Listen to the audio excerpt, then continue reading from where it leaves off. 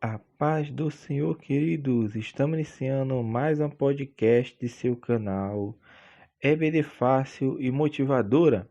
E na podcast de hoje nós comentaremos a lição de número 12 das lições bíblicas jovens, que tem como título Quando Satanás enche o coração do homem. Amém? Dando prosseguimento ao nosso estudo bíblico deste trimestre, o qual estamos estudando o perigo das tentações.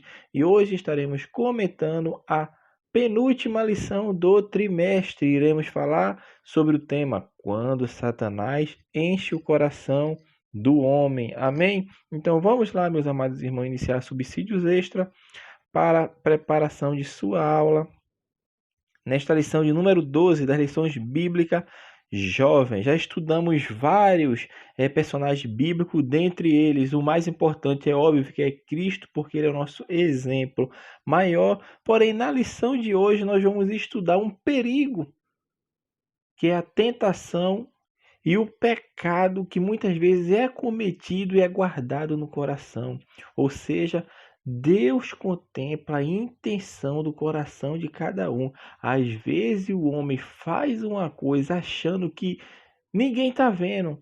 E realmente, na esfera natural, na esfera humana, se não for revelada pelo Espírito Santo de Deus, ninguém está vendo. E muitas pessoas estão incidindo neste pecado, que é o pecado de ocultar as coisas erradas aos santos.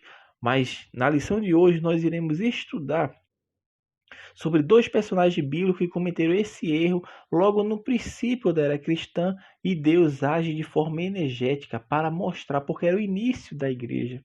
A igreja estava começando a se expandir e tinha que ter o exemplo. Por isso aconteceu tal fato que nós iremos relatar na lição de hoje. O autor da lição começa comentando, falando sobre a igreja debaixo do Espírito Santo. Ele vai comentar nesse primeiro tópico sobre o mover de Deus em Jerusalém. A história é bastante conhecida, que a igreja do primeiro século ela era cheia do poder de Deus. Isso se inicia quando os discípulos, ali, aqueles quase 120 pessoas, estavam ali no cenáculo reunidos, aguardando a promessa do Pai, assim como foi proferida por Jesus, porque Jesus tinha falado para eles: permanecei em Jerusalém até que do alto sejais revestido.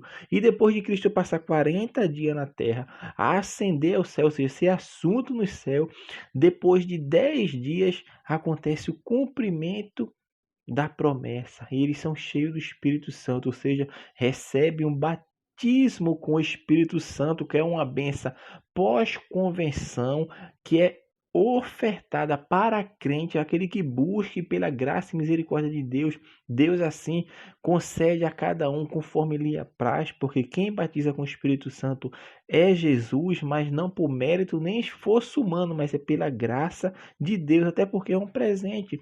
E todos que estavam ali no princípio da era cristã, aqueles quase 120 almas são revestidas de poder e recebem essa capacitação sobrenatural, ou seja, é um revestimento de poder para quê? Para testemunharem de Cristo. E a partir daquele ponto em diante, o evangelho começa a se expandir, meu irmão.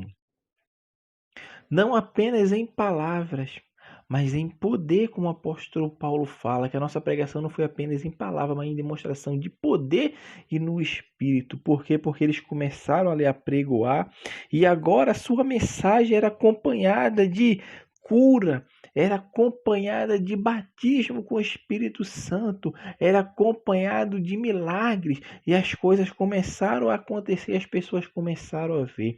Porém, dentro da igreja começa a surgir alguns problemas, porque, meu irmão, mais que a igreja seja cheia do poder de Deus, seja uma igreja que vive em comunhão, ela vai ter sempre problemas. Mas por quê? Porque nós estamos falando de uma instituição, meu irmão, composta com pessoas ainda na natureza corruptível, pessoas no sentido de que ainda não passaram a transformação, não foram redimidos no sentido de redenção, ter o corpo transformado ainda, ou seja, Nós estamos caminhando a cada dia, como o Salomão escreve em Provérbio, que a luz da aurora brilha a cada dia e vai brilhando mais e mais até esse dia perfeito. É a nossa caminhada aqui na Terra, buscando a salvação, que é a salvação, que é a transformação do corpo, que é essa esperança do crente, que é a ressurreição. E a igreja ali no primeiro século, meu irmão, começa a ser perseguida, pessoas passando dificuldades, eram crentes dentro da igreja favorecendo um grupo em detrimento de outro, e essas coisas começaram agora a ter dentro da igreja, meu irmão. Porém, quando o problema, quando o obstáculo surgia, os apóstolos agiam para fazer com que acabasse a discórdia, as divisões. E eles agiam, e isso fica bem claro como eles começam a agir. E dentre essas coisas que estavam acontecendo ali, muitas pessoas agora eles estavam fazendo o que? Começando a vender suas propriedades. Pessoas que tinham 3 casas, vendia 2. Pessoas que tinham uma fazenda, vendia metade ou vendia a fazenda toda pela obra. Porque as pessoas, meu irmão, estavam com amor totalmente altruísta. Ou seja, é como a palavra de Deus fala, que o coração deles era um. E de tal forma que não havia entre eles necessitado, porque o que cada um tinha era pertencente aos outros, ou seja, ele nada tinha para si, mas era tudo em comum, ou seja, fizeram de tudo para suprir a necessidade de todos. Isso é que fala de união, meu irmão, união que existia, de forma que entre eles não existia ninguém passando necessidade. Por quê? Porque tinha comunhão, que é o princípio basilar do cristianismo, daqueles que comungam da mesma fé, que estejam participando, está ligado ao corpo de Cristo. Eles têm que viver em comunhão, porque o corpo, meu irmão, fala em uníssono, ou seja, falam a mesma língua. Isso é comunhão. Então, na igreja primitiva, eles tinham união. E dentro dessa união vai surgir alguns personagens bíblicos que o autor destaca, vai destacar Barnabé, que era um levita, que tinha seu nome José, lá da ilha de Chipre. E a palavra de Deus nos fala mesmo em Atos 4, versículo 36 e 37, que Barnabé vende todas as suas propriedades e doa totalmente tudo aquilo que vender aos pés dos apóstolos. E assim encerra-se o capítulo 4 e vai se iniciar o capítulo 5, que é o texto que o autor da lição vai falar nesta lição. E observe que o capítulo 5 de Atos dos Apóstolos, versículo 1, começa com uma palavra, uma conjunção adversativa para mostrar o contraste que está existindo entre o ato que Barnabé fez, e ele inicia o capítulo 5, versículo 1 de Atos falando: mas, observe como é, mais um certo varão chamado Ananias, com Safira, sua mulher, vendeu uma propriedade. Olha a palavra, a conjunção adversativa que começa mais. Para mostrar essa diferença, o autor está sendo bem claro para mostrar a distinção do que é fazer algo de coração, com a intenção correta, com a motivação correta, para uma pessoa que está fazendo com outras intenções, ou seja, com a intenção totalmente errada, uma motivação contrária e alheia à vontade de Deus. Está mostrando Barnabé, que teve a intenção do coração unicamente e plenamente para a glória de Deus, para engrandecer o nome de Deus e para ajudar as pessoas de coração, e outra pessoa que estava buscando um aplauso das pessoas, que estava querendo demonstrar para as pessoas o seu ato de justiça, que na verdade não era de justiça, porque Deus sonda e conhece os corações. E foi isso que aconteceu, meu irmão. O que aconteceu? Vem Ananias com sua esposa Safira e eles entram em comum acordo de venderem uma propriedade e doarem aos apóstolos parte da propriedade.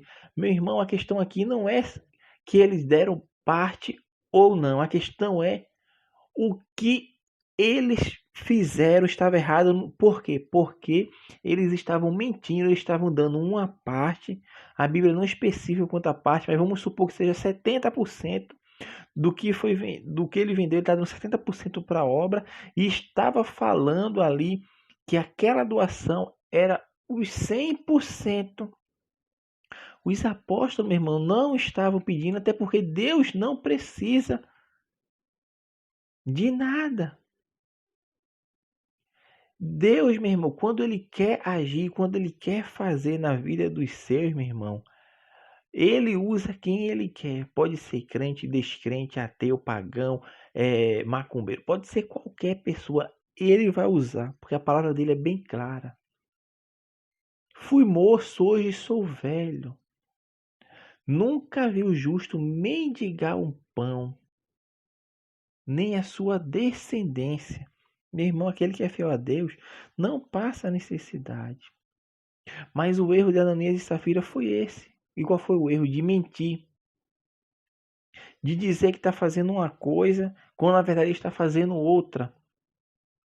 Se eles chegassem para os apóstolos, Pedro, vendemos nossa propriedade e estamos aqui doando 70%, porque 30% nós vamos investir em outra coisa, vamos reter para nós, não teria problemas nenhum. Mas o problema foi que eles foram aqui, ó, está o 100%, o valor integral do que vendemos está aqui doado, e estava mentindo. Mas observe que ninguém sabia, porque foi um acordo entre os dois, entre Ananias e Safira. Ninguém sabia, vírgula, entre as pessoas que viam com o olhar natural, mas Deus é aquele que está em todos os lugares. Por isso a palavra diz: para onde mirei do teu espírito? Se suba ao mais alto monte, ali tu estás. Se desça as profundezas, ali tu estás. Se eu habito no lugar, aonde eu mirei do teu espírito? Para lugar nenhum, irmão.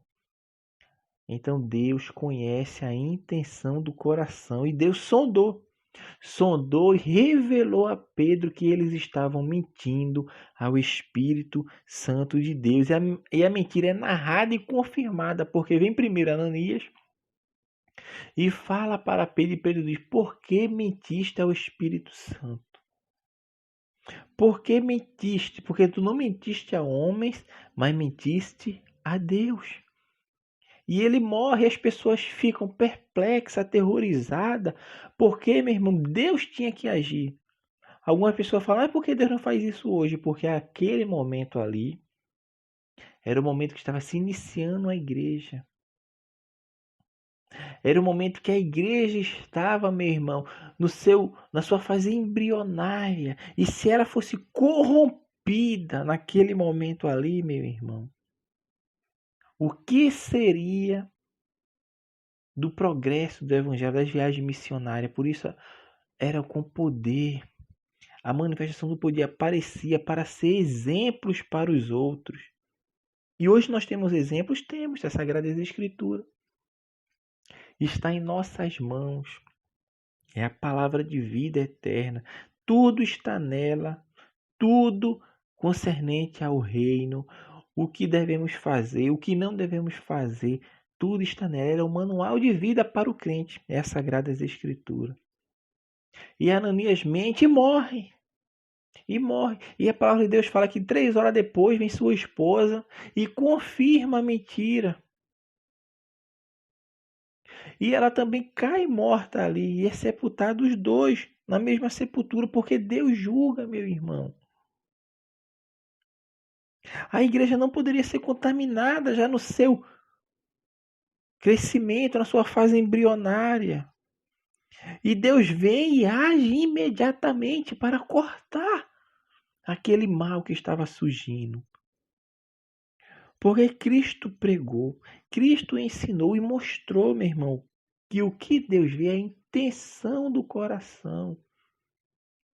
Não adianta fazer as coisas buscando aplausos humanos, buscando ser reconhecido, ser notado, com a intenção do coração de fazer para mostrar para os outros que ele está fazendo. Mas tem pessoas que fazem isso hoje, irmão, tem. Elas morrem. Não fisicamente, mas espiritualmente estão mortas, são sepulcros caiados. Por isso Jesus fala, são sepulcros caiados, ou seja, por fora são bonitos, são belos, cheios de flores, mas por dentro estão podres, com bichos. Por quê? Porque o seu interior não presta para nada. Então já está morto espiritualmente. E esse que ficar nessa sua pecaminosidade, fazendo as coisas com a intenção, buscando reconhecimento, aplauso, ser notado, meu irmão, não está agradando a Deus. Por isso a palavra de Deus fala: esse povo me honra com seus lábios, mas seu coração está distante de mim, está distante de mim. E é isso que acontece, Deus julga, meu irmão. E observe que Satanás, que age para que os dois venham a mentir, mas, meu irmão, cada um é tentado quando engodado pela sua própria concupiscência. Cada um, meu irmão, quando o homem peca, ele pecou porque ele escolheu pecar. Deus não vai considerar ninguém isento, meu irmão, com as escolhas que foram feitas. Este é um princípio da justiça de Deus, que Deus vai agir sempre com justiça. Por quê? Porque Ele é justo e conhece o coração e sabe da intenção do coração de cada um, porque Deus é quem conhece o íntimo, aquilo que está escondido. Ele conhece e vê. Então nós devemos ter cuidado, meu irmão, com o nosso coração, que o inimigo vem para fazer isso mesmo, para tentar iludir, para tentar enganar, para tentar com que façamos, meu irmão, as coisas contrárias ao reino de Deus. E talvez você até pense, mas ninguém vai saber, ninguém vai perceber. E muitas vezes ninguém percebe, ninguém vê. Mas você não está fazendo para o outro, você está fazendo para Deus. E Deus sonda e conhece o coração de cada um. É Deus que vê, é Deus que sonda, meu irmão. Então, aquilo que você faz escondido, está escondido para mim, para o seu pastor, para o seu líder, para a sua família, mas para Deus não. Deus está lhe vendo. Deus está lhe vendo. E hoje Ele conclama para voltarmos a Ele com o coração sincero, com a intenção e a motivação correta. Porque só assim, meu irmão, alcançaremos a benevolência de Deus sobre a nossa vida, porque o Senhor é bom. E de maneira nenhuma Ele rejeita aquele que se achega a Ele. Se achegue a Deus e Ele vai se chegar a você. É isso que a palavra de Deus nos fala. E tendo também a certeza no coração que Deus provê o necessário, meu irmão.